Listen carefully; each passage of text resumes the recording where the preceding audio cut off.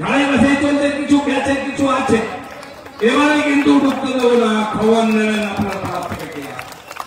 এখানে অনেক বন্ধু এসেছেন, আজকে পার্টিতে জয়েন করবেন।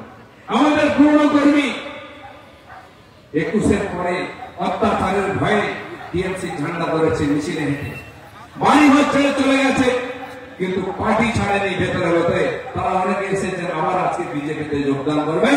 তাদেরকে আমি অন্তর দিয়ে স্বাগত করছি। আপনাদের জায়গায় আমাদের হৃদয় আছে, কারণ আপনিও রক্ত ধরিয়েছেন, ঘাম ধরিয়েছেন, তো বিজেপি বেড়েছে। সবসময় স্বাগত। কিন্তু ওই কাটমানি খোর, ওই দলাম, ওই শিক্ষক কেলেঙ্কারির লোক, তাদেরকে নেব না। যারা গরিব মানুষের জমি বাড়ি বিক্রি করে, গয়না বিক্রি করে টাকা এনেছে নিয়েছে, তাদেরকে বিজেপিতে জায়গা হবে না। দেখা যায় দিলীপ ঘোষের হাত ধরে বেশ কিছুজন বিজেপিতে যোগ দিচ্ছে। দিলীপের দাবি অনুযায়ী তারা সিপিএম ও তৃণমূল থেকে বিজেপিতে যোগ দিয়েছেন। তবে কি দিলীপের 21শে জুলাইয়ের চমক এটাই ছিল? এ নিয়ে ফেসবুকে একটি পোস্ট করেন দিলীপ ঘোষ। সেখানে লেখেন, পশ্চিম মেদিনীপুর জেলায় আজ শহীদ শ্রদ্ধাঞ্জলি কার্যক্রমে বিভিন্ন বিধানসভা থেকে সিপিএম এবং তৃণমূলের বহু নিষ্ঠাবান কার্যকর্তা যারা তৃণমূলের অপশাসনের বিরুদ্ধে লড়াই করতে চান তারা যোগদান করলেন। আমরা কোনো দুর্নীতিবাজ কাটমানি খাওয়া নেতাকে দলে নিইনি।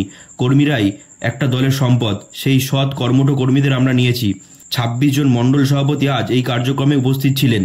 আগামী দিনগুলোতে আমরা আমাদের বুথগুলিকে তৃণমূলের বিরুদ্ধে দুর্ভেদ্য ঘাঁটি করে তুলব। মেদিনীপুরের মাটি লড়াইয়ের মাটি, সংগ্রামের মাটি।